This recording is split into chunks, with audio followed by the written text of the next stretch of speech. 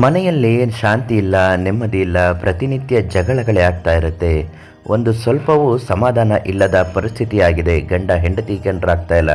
ಹೆಂಡತಿ ಮಕ್ಕಳ ನಡುವೆ ಯಾವಾಗಲೂ ಭಿನ್ನಾಭಿಪ್ರಾಯಗಳಿರುತ್ತೆ. ಒಬ್ಬರ ಮಾತನ್ನು ಕಂಡ್ರೆ ಒಬ್ಬರಿಗೆ ಆಗೋದಿಲ್ಲ, ಕೇಳ್ತಾ ಇಲ್ಲ.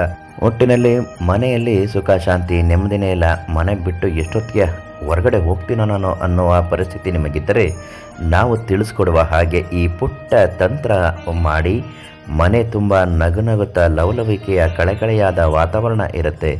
ಮನೆಯಲ್ಲಿ ಸಾವಿರ ಕಷ್ಟ ಇದ್ದರೂ, ಹಣಕಾಸಿನ ಸಮಸ್ಯೆ ಇದ್ದರೂ, ಅನಾರೋಗ್ಯಕ್ಕೆ ಸಂಬಂಧಿಸಿದ ಯಾವುದೇ ರೀತಿಯ ತೊಂದರೆ ಇದ್ದರೂ ಕೂಡ ಇದರಿಂದ ಸಂಪೂರ್ಣವಾಗಿ ನಿವಾರಣೆ ಆಗುತ್ತೆ. ಅದು ಯಾವ ಕೆಲಸ ಮಾಡಬೇಕು, ಯಾವ ತಂತ್ರ ಪರಿಹಾರ ಇದಕ್ಕಿದೆ, ಎಲ್ಲ ಮಾಹಿತಿ ಇವತ್ತಿನ ವಿಡಿಯೋದಲ್ಲಿ ತಿಳಿಸ್ಕೊಡ್ತೀವಿ. ಅದಕ್ಕಿಂತ ಮೊದಲು ನೀವಿನ್ನೂ ನಮ್ಮ ಅದೃಷ್ಟಧಾರೆ ಚಾನಲನ್ನು ಸಬ್ಸ್ಕ್ರೈಬ್ ಮಾಡಿಲ್ಲ ಅಂದರೆ ಇವಾಗಲೇ ಸಬ್ಸ್ಕ್ರೈಬ್ ಮಾಡಿ. ಸಾಧ್ಯವಾದಷ್ಟು ಈ ವಿಡಿಯೋನ ನಿಮ್ಮ ಸ್ನೇಹಿತರಿಗೂ ಶೇರ್ ಮಾಡಿ. ನಿಮಗೆ ತುಂಬ ಒಳ್ಳೆಯದಾಗುತ್ತೆ. ಉಚಿತವಾಗಿ ನಾವು ಹಾಕುವ ಪರಿಹಾರ ಮಾಹಿತಿಗಳು ಲಭ್ಯವಾಗುತ್ತೆ. ಅಡಿಗೆ ಮನೆ ಸಾಕ್ಷಾತ್ ಅನ್ನಪೂರ್ಣೇಶ್ವರಿ ನೆಲೆಸಿರುವಂತಹ ಒಂದು ಪವಿತ್ರವಾದ ಸ್ಥಳ ಆಗಿರುತ್ತೆ. ಮನೆ ಎಂದ ಮೇಲೆ ಅಡಿಗೆ ಮನೆ ಇದ್ದೇ ಇರುತ್ತೆ. ಯಾವಾಗಲೂ ಅಡಿಗೆ ಮನೆ ಶುಚಿಯಾಗಿರಬೇಕು, ಒಂದು ಸ್ವಲ್ಪವೂ ಕೊಳಕಾಗಿರಬಾರ್ದು. ಅಡುಗೆ ಮನೆಯಲ್ಲಿ ನೀರು ಅನ್ನೋದು ಶೆಲ್ಫ್ ಮೇಲಾಗಲಿ ಅಥವಾ ಸಿಂಕಿನ ಆ ಕಡೆ ಈ ಕಡೆ ಅಕ್ಕಪಕ್ಕದಲ್ಲಾಗಲಿ ಯಾವಾಗಲೂ ಅದು ಸೋರಿರಬಾರದು. ಎಂಜಿಲ ತಟ್ಟೆಗಳು ಆಗಿಂದಾಗಲೇ ಮನೆಯಲ್ಲಿ ತೊಳೆದಿಟ್ಟುಕೊಳ್ತಾ ಇರಬೇಕು. ಒಟ್ಟಿನಲ್ಲಿ ಅಡುಗೆ ಮನೆ ಅನ್ನುವುದು ಸ್ವಚ್ಛತೆಯ ಒಂದು ಪವಿತ್ರವಾದ ಕೋಣೆ ಆಗಿರಬೇಕೇ ಹೊರತು ಬಚ್ಚಲು ಮನೆಗೂ ಅಡುಗೆ ಮನೆಗೂ ವ್ಯತ್ಯಾಸವೇ ಇಲ್ಲದೇ ಇರುವ ಹಾಗೆ ಕೆಲವು ಮನೆಯಲ್ಲಿರುತ್ತೆ. ಇದು ದರಿದ್ರ ದೋಷಕ್ಕೆ ಕಾರಣ ಆಗುತ್ತೆ.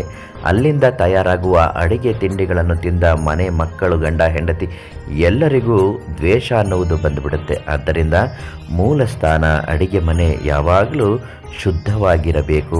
ಎಲ್ಲ ಪಾತ್ರೆಗಳು ತೊಳೆದು ನೀಟಾಗಿರಬೇಕು. ಪ್ರತಿನಿತ್ಯ ನೀವು ಹಸುವಂತಹ ಗ್ಯಾಸ್ ಸ್ಟವ್ ಆಗಿರಬಹುದು ಅಥವಾ ಎಲೆಕ್ಟ್ರಿಕ್ ಸ್ಟವ್ ಯಾವುದೇ ಇರಬಹುದು, ಅದನ್ನು ನೀವು ಪ್ರತಿನಿತ್ಯ ಸ್ವಚ್ಛ ಮಾಡಲೇಬೇಕು, ಕ್ಲೀನ್ ಮಾಡ್ಕೊಂಡು ಇಟ್ಕೊಡ್ಲೇಬೇಕು.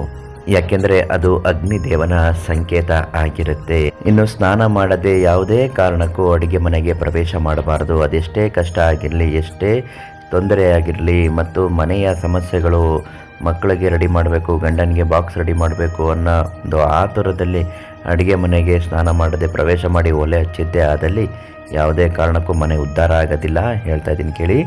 ಮೊದಲು ಅದಕ್ಕೆ ನಿಯಮ ಇದೆ. ಅಡುಗೆ ಮನೆ ಪ್ರವೇಶ ಮಾಡುವುದಕ್ಕೆ ಮೊದಲು ಸ್ನಾನಾದಿಗಳನ್ನೆಲ್ಲ ಮಾಡಿ ಒಲೆ ಹಚ್ಚುವುದಕ್ಕೂ ಮೊದಲು ನೀವು ಒಂದು ಬಟ್ಟಲಿನಲ್ಲಿ ಅಕ್ಕಿ ಹಾಕಿ ಅರಿಶಿಣದ ಕೊಂಬನ ಜೊತೆಗೆ ಇಟ್ಟು ಮಹಾಲಕ್ಷ್ಮಿ ಫೋಟೋನ ಅದರ ಮುಂದೆ ಇಟ್ಟು ನೀವು ಒಲೆಗೆ ಪೂಜೆ ಮಾಡಿ, ಮಹಾಲಕ್ಷ್ಮಿಗೆ ಪೂಜೆ ಮಾಡಿ, ಅಕ್ಕಿಗೆ ಪೂಜೆ ಮಾಡಿ, ಅನ್ನಪೂರ್ಣೇಶ್ವರಿಯೇ ನಮಃ ಅಂತ ಹೇಳಿದ ನಂತರವೇ ಒಲೆಯನ್ನು ಹಚ್ಚಬೇಕು. ಮೊದಲು ಮಾಡಿದ ತಿಂಡಿಯನ್ನು ಒಂದು ವೀಳ್ಯದೆಲೆಯಲ್ಲಿ ಇಟ್ಟು ಮಹಾಲಕ್ಷ್ಮಿಗೆ ಸಮರ್ಪಣೆ ಮಾಡಬೇಕು. ಈ ರೀತಿ ಮಾಡಿದ ಬಳಿಕವೇ ಮನೆಯವರಿಗೆಲ್ಲ ಅಡುಗೆ ಮಾಡಿದ ತಿಂಡಿಯನ್ನು ಕೊಡಬೇಕು.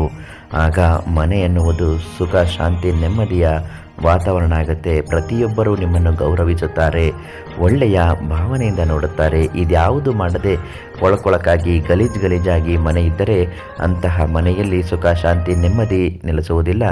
ಬರೀ ಜಗಳ ಕದನಗಳಿಂದಲೇ ಮನೆ ತುಂಬಿರುತ್ತೆ. ಇಂತಹ ಸಂದರ್ಭದಿಂದ ನೀವು ನಿಮ್ಮ ಮನಸ್ಥಿತಿಯನ್ನು ಹಾಳು ಮಾಡಿಕೊಂಡು ಸಮಸ್ಯೆಗಳು ದಿನದಿಂದ ದಿನಕ್ಕೆ ಹೆಚ್ಚು ಮಾಡಿಕೊಂಡಿದ್ದರೆ ಪ್ರಧಾನ ತಾಂತ್ರಿಕ್ ಕೀರ್ತಿ ಪ್ರಸಾದ್ ಗುರೂಜಿ ಅವರಿಗೆ ಒಂದು ಕರೆ ಮಾಡಿ ಎಲ್ಲ ಸಮಸ್ಯೆಗೂ ಉಚಿತವಾಗಿ ಮಾರ್ಗದರ್ಶನ ಮತ್ತು ಪರಿಹಾರವನ್ನು ನೀಡ್ತಾರೆ. ನಾಳೆ ಮತ್ತೊಂದು ಮಾಹಿತಿಯೊಂದಿಗೆ ನಿಮ್ಮನ್ನು ಭೇಟಿ ಮಾಡ್ತೀನಿ. ಧನ್ಯವಾದ.